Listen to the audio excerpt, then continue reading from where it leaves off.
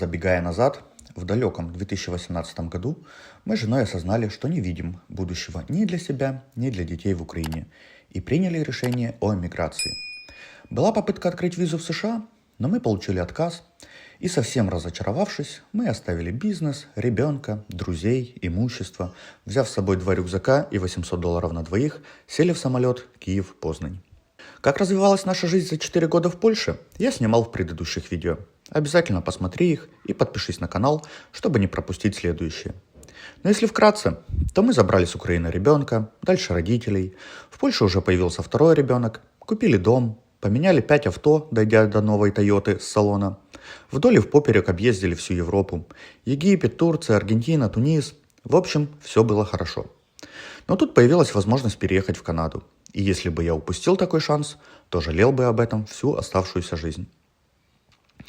Открыли визы на всю семью. И, как обычно, напутали что-то там с билетами, из-за чего не смогли взять с собой багаж.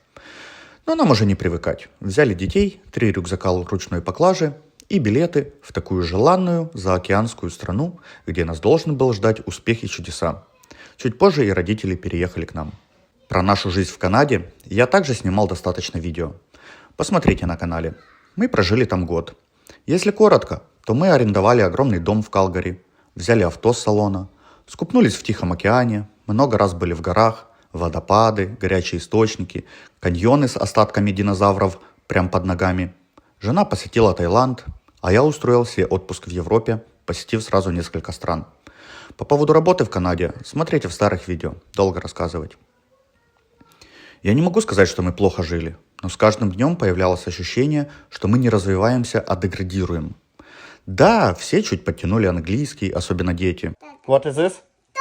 Да, посмотрели на другую культуру, но, как я и говорил в прошлых видео, Канада застряла в 2000-х. Много бюрократии, консерватизм. Чего только стоят бумажные чеки в эпоху всемирной цифровизации.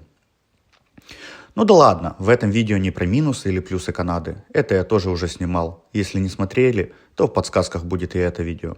Итог в том, что потратив за год больше 100 тысяч канадских долларов, мы на последние деньги берем билеты и совсем с пустыми карманами возвращаемся в Польшу. И тут началось. Во-первых, мы не можем заехать в свой дом, так как его сдавали и у арендатора еще не закончился срок контракта. Несколько первых дней мы пожили у друзей, а огромная благодарность Олечке и Мишке. Но какие бы они хорошие друзья не были, у них своих проблем хватает, и 4 человека в их квартире явно были лишними. Таня, моя жена, в ускоренном режиме ищет нам квартиру, и как назло нет ничего подходящего на рынке. А так как время играет против нас, то заезжаем в маломальски приличную двушку с ремонтов годов 2000-х. Во-вторых, я как уезжал в Канаду, то оставил свою машину товарищу, чтобы он продал право лизинга. Он нашел покупателя. Подошло время рассчитываться, я приехал, захотел забрать деньги, а не тут-то было. Этот покупатель и мне платить не захотел, и машину отдавать не хотел, а позже и лизинг доплачивать дальше перестал. В-третьих, работа. Если жена еще как-то плюс-минус быстро восстановила свою деятельность, кто не знает, то она риэлтор, и если вам нужно купить, продать или снять недвижимость в Познане, то она поможет. Контакты будут в описании к видео. То я несколько месяцев не мог найти себя. Брал разные проекты, но все не то, все не шло. Я мотнулся в Испанию, хотел открыть там ВНЖ. Хорошая страна, но без языка я понял, что явно не хочу там жить. Вернулся. Страсти в семье накалялись. Последней каплей было то, что жены подружка забеременела, но с парнем не срослось, и она переехала к нам. И жены мама заболела раком, и тоже переехала к нам. Вот нас 6,5 человек в маленькой двушке. Больная теща, беременная подружка, 2 наших детей и я без работы. Нервы на пределе. Я принимаю решение улететь в Великобританию. Открыл визу, даже взял билеты, но в последний момент мой товарищ, который там и которому надо была помощь по бизнесу, снюхался с местными ребятами и вполне конкретно сообщил, что я ему там уже и нафиг не нужен. Вот такие друзья. Но, как говорится, после заката всегда приходит рассвет. Наш арендосъемщик сам сообщил, что хочет уехать раньше, и мы вернулись в наш дом. Уже проще, не надо платить аренду, да и домик у нас огромный, с сауной во дворе. Кто живет в Польше, знает, какие тут проблемы с детскими садами. Но как раз когда мы переехали, в саду возле нашего дома освободилось место для Дианы. А Дениса с радостью приняли в старую школу. Его еще помнили там. Я таки отвоевал назад свою машину, спасибо товарищу за помощь, и смог покататься на доставке. Как я говорил в видео про доставку, неважно, есть ли у вас работа или нету, зарегистрируйтесь на Uber и в Glovo. Что бы ни случилось в жизни, всегда сможете заработать несколько сотен злотых себе на бутерброд с маслом. Ссылки на регистрацию в доставке в описании. Беременная подружка жены таки смогла снять себе отдельную квартиру и съехать. Осталось найти и мужа, так что налетайте в комментариях, познакомлю. Только теща не смогла справиться с болезнью и покинула этот мир. Чуть позже жена увезла прах в Украину и похоронила в родном селе. Жена все больше и больше с аренды начала уходить в продажи. Купила несколько объектов недвижимости для клиентов. Очень довольна ее работой. Да и по аренде она профессионал. Все больше людей советовали ее друзьям, и просто на сарафанном радио клиенты есть всегда. Мне же предложили забрать в управление сауну в Познани. Я о ней снимал видео, ссылка будет в подсказках.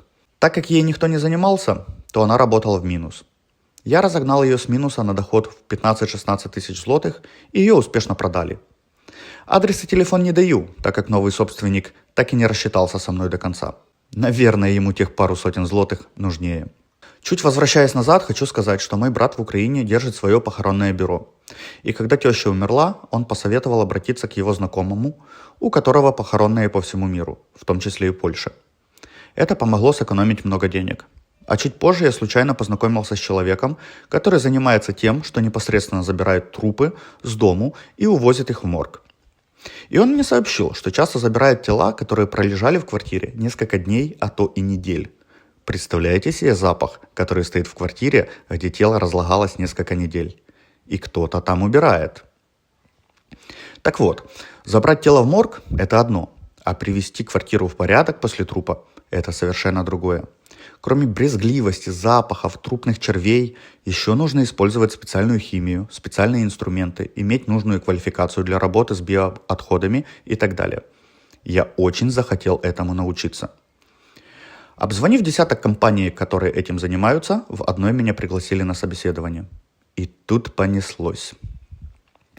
Сижу я с директором, рассказываю на своем ломаном польском про себя, что умерла теща, что не брезгую ни запахами, ни видами крови, что интересна такая работа, и он сообщает, что ему все нравится, и нужно завтра в 4 утра выезжать на объект в другом конце Польши. Только там не труп, а пожар. А на труп он меня позже пошлет, если мне это так интересно. При этом ему нравится мой энтузиазм, и он готов меня сразу поставить бригадиром. А так как у меня есть водительская и машина, нужно будет еще и работников завести на объект. Правда, чуть позже сообщил, что он сам всех завезет, но я решаю все равно ехать своей машиной. Шеф сообщил, что ему все равно, но если я еду своей машиной, то он не возмещает мне ни бензин, ни платные дороги, ни амортизацию. А это, на секундочку, 300 плюс злотых. И вот я просыпаюсь в 3 ночи, еду на склад, оттуда за несколько сотен километров от Познани в какое-то село. Там одеваю камизельку, беру в руки лопату и начинаю разгребать завалы после пожара на складе производства печенья. В голове только одна мысль. Что я с высшим образованием, со знанием 4 языков, с кучей опыта построения бизнеса, в конце концов с машиной за 150 тысяч злотых, тут делаю за 30 злотых в час. Но раз взялся, надо закончить объект. Тем более я же не просто рабочий, а бригадир, на мне ответственность. Мы все на эту жизнь смотрим через призму своей карты мира. За 2 дня работы с лопатой на складе по 10 часов в день я бы заработал 600 злотых. Из них 300 у меня ушло бы на бензин и платные дороги. Глупость ехать с собственной машиной, скажете вы. А я понимал, что наличие машины под жопой может всегда пригодиться. Это мне и помогло. Поработав первый день с лопатой, мы очень замахались и заселились в отель, чтобы отдохнуть перед следующим рабочим днем. И тут звонит мне шеф и говорит, что раз я на машине, чтоб бросал все, возвращался в Познань и на следующий день брал бус, других людей и ехал на другой объект. Возвращаюсь, 2-ю ночь нормально не сплю, опять в 3 утра подъем и еще несколько сотен километров дороги. В 6 утра мы приезжаем сразу на 2 объекта в горах, где нужно было почистить контейнеры, и потом ехать еще 150 километров на 3-й объект, а я еле на ногах стою. Звоню шефу. Говорю, что с меня сейчас, так себе работник. И ехать и убирать тяжеловато. Он сообщает, что, конечно, мне нужно ложиться отдыхать. Ребята все сами сделают. Моя задача только возить по объектах. А это уже интересней. Как в армии. Солдат спит, а служба идет, так и у меня. Я сплю, а зарплата капает. Подремав пару часов, я получаю от шефа сообщение, в котором адрес, номер телефона, слово «позвони» и несколько фоток очень ушатанного дома. Я вспоминаю наше собеседование и что хотел на труп. А он обещал меня туда послать. В моей голове картинка, что шеф нашел клиента, и вот тебе, Максимка, хотел – разбирайся. Но я же ничего еще не понимаю. Позвонить и что сделать? Оценить работу? Так я же еще не умею. Сказать, когда мы будем? Так я же не знаю, когда работники тут закончат. Задаю ему уточняющие вопросы? Без ответа. Но пишу, что я благодарен ему за доверие мне, и ход его мыслей мне нравится. Оказалось, что это просто пересланное сообщение, и мне, как водителю, с того сообщения нужен был только адрес, куда ехать. Но меня уже было не остановить. Я более подробно описал шефу, кто я и чего достигал, чем я могу быть ему полезен и как я это все могу сделать. По пунктах расписал свое оперативное, тактическое и стратегическое видение моей работы в компании. Что я хочу практически отжать у него бизнес. Не в том смысле, как в 90-х, а в том плане, что он, как директор, должен сидеть в офисе и пересчитывать деньги, а я буду делать все остальное. Нанимать людей, привозить на объекты, договариваться с клиентами, делать работу, контролировать все процессы, находить новых клиентов, открывать филиалы нашей фирмы в других странах. Его радости не было предела. Он как раз искал такого человека, как я. Дальше он дал мне уже объект полностью в управление. Пожар в старой каменице. Выделил 2 работников, и мы поехали. Работники набухались сразу после первого дня работы. Уволил нахер. В экстренном режиме в каком-то селе в горах я нахожу новых работников. Продолжаем. Да еще и так быстро, что мусорный контейнер заполнен раньше времени. А в воскресенье ни одна фирма не работает. Нахожу водилу мусоровоза. Уговариваю его в свой выходной приехать. Получилось. Продолжаем работу. Закончили. Клиент доволен. В общем, так хорошо сделали работу, что клиентка дала еще один объект сделать. Нахожу новых работников. Заканчиваем 2 объект. С чувством собственного достоинства и выполненного долга возвращаюсь в Познань. И тут по дороге обратно звонит шеф и говорит, что открыть представительство в другой стране – это хорошая идея. Начнем с Украины. Чтобы я не спеша подумал, кто бы мог возглавить украинский филиал его фирмы. А хули думать, надо делать. Звоню брату, объясняю суть. У него похоронное бюро работает практически автономно, и он мог бы этим заняться. Он предприниматель, он знает польский, у него бизнес в схожей сфере. В течение часа перезваниваю шефу, я говорю, что готово. Провели встречу онлайн, и шеф берет билеты в Украину разговаривать с братом лично. Встреча прошла превосходно. Начинаем готовить почву для открытия филиала. Вот так я с обычного уборщика стал бригадиром, потом водителем, потом менеджером, потом партнером и потом соучредителем фирмы. И это все за неделю. Но, как я говорил в первой части, после заката всегда рассвет, то также после рассвета всегда идет закат. Я давно уже не воспринимаю работу ни на ставку, ни на почасовку. Меня учили, что нужно делать деньги и делить. Единственный способ заработать деньги – это дать возможность их заработать другому. Сделали денег – поделили. Не сделали – то и делить нечего.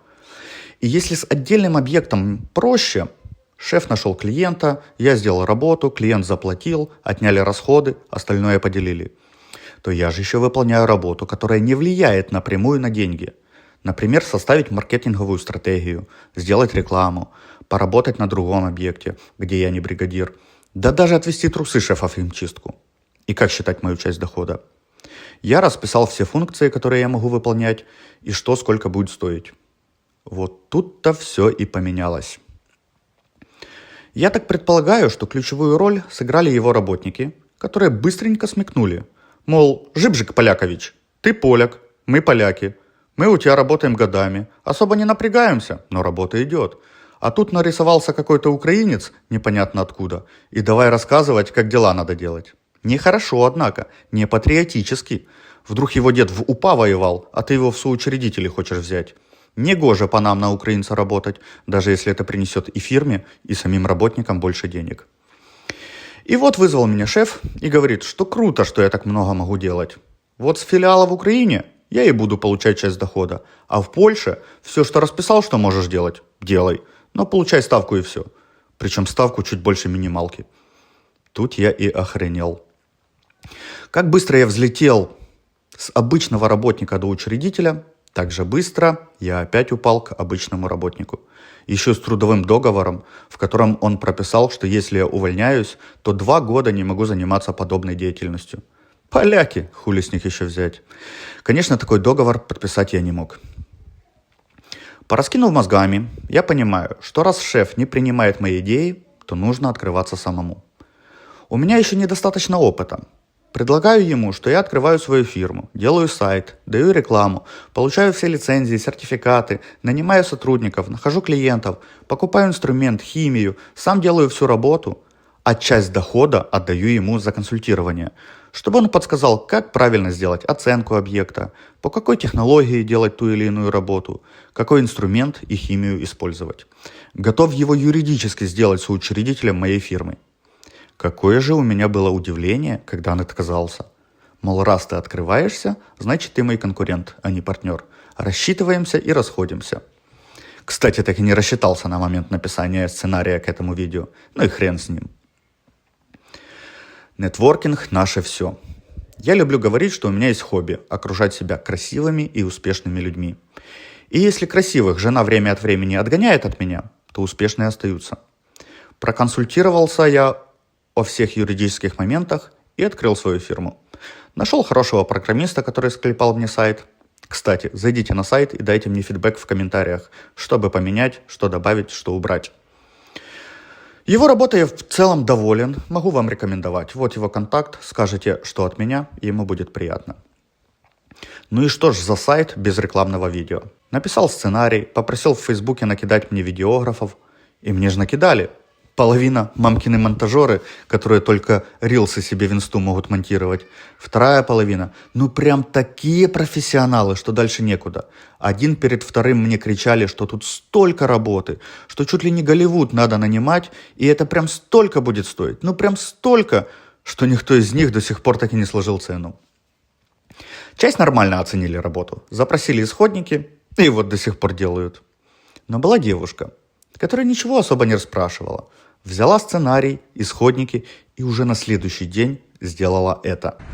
Ogień zniszczył wszystko, co budowaliście latami. Woda zamieniła wasz dom w ruinę. Katastrofa wydaje się końcem. Wiemy, jak boli utrata, ale wiemy też, jak wszystko przywrócić.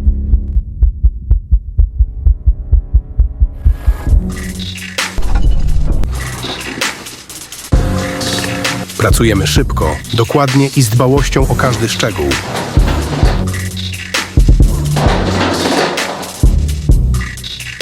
Twój dom, twoje zdrowie, nasza odpowiedzialność.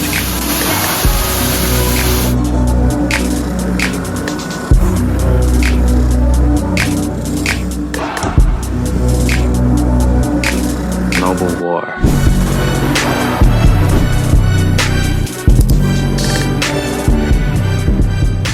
Zero śladu. Przywracamy twój dom do życia.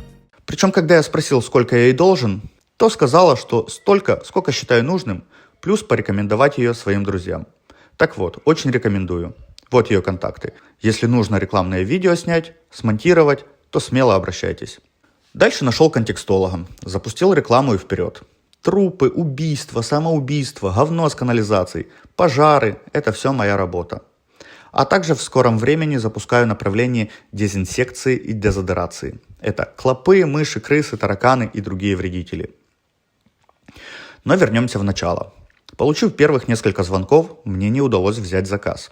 Сайт хороший, видео классное, рекламный кабинет толковый, раз звонки идут. Но лиды в клиента не превращаются. Остановил я рекламу и сел писать скрипты разговора.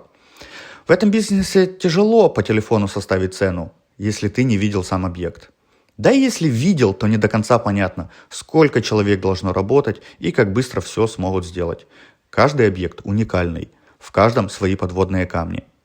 Но и я же не зря столько времени и денег потратил на свое обучение. А тут еще и искусственный интеллект помогает. В общем, сели мы вместе с чатиком GPT и давай сочинять скрипты на каждый из вариантов разговора. Еще неделька работы, и с новыми силами запускаемся еще раз. Уже лучше, пошли заказы.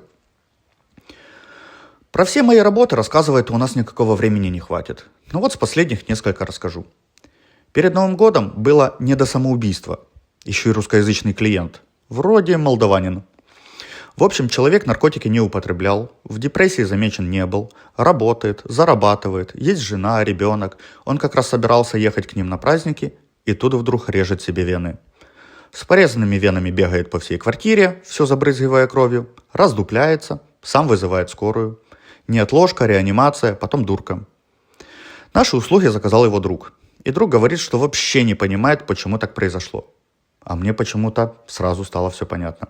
Раз было все хорошо и собирался к жене, то наверняка жена сказала, что уже можешь не ехать. Ну то такое, хорошо, что выжил. На другом объекте был прорыв канализации в квартире. Говно по всех комнатах. Взял ребят, сказал, что делать, и уехал по своим делам. Моей ошибкой было дать работникам не почасовку, а сталую сумму, вне зависимости от того, как быстро сделают работу. Так они взяли и сделали за несколько часов. Звоню клиентке, она приезжает и стоит в недоумении. Придраться-то нет к чему. Ни загрязнения, ни запаха нету, все чисто, все блестит, озонатор поработал. Но в ее голове не сходится, что такой объем работы можно было сделать так быстро. Я так понимаю, что у нее не первый раз такая авария, и поляки делали это все гораздо дольше. Сижу сейчас, пишу этот сценарий, и как раз пришел еще заказ. Пожар в доме. Очень неприятно. Огонь – это всегда страшно, будьте аккуратны. Но радует, что все застраховано. А если все оплачивает страховка, то есть ценой за работу можно играться. Главное – честность. Я так и сказал клиенту, что работа будет стоить столько, сколько ему нужно. Нужно – сделаем дешево, а нужно – то можем сделать и дорого. Ему очень понравился мой подход к делу и клиентоориентированность. Завтра поеду на встречу, чтобы обсудить все детали. В общем, каждое мое решение, каждое действие направлено на улучшение качества жизни клиента в критической ситуации. А деньги – это второстепенно. Как видите, их можно делать из говна, из огня и даже с воздуха, который пропитан смертью. Если вы работаете в схожей сфере или у вас есть идеи по развитию моего бизнеса, то напишите в комментариях или мне в личку. Контакты, как всегда, в описании к видео. Вместе мы что-то придумаем. Если нужно купить, продать или снять жилье в Познане, пишите жене, ее контакты там же. Если хотите работать в доставке, то ссылки на регистрацию в описании. И вы, и я получим бонусы, если регистрируетесь по моим реферальным ссылкам. А если вы еще не в Польше и хотите сюда переехать с любой другой страны, то я совсем помогу. От визы и переезда до легализации и гражданства. Вот так прошел наш год после Канады. Есть что сказать по этому поводу? Напиши в комментариях и не забудь подписаться на канал. Дальше будет много интересного. До встречи в следующих видео.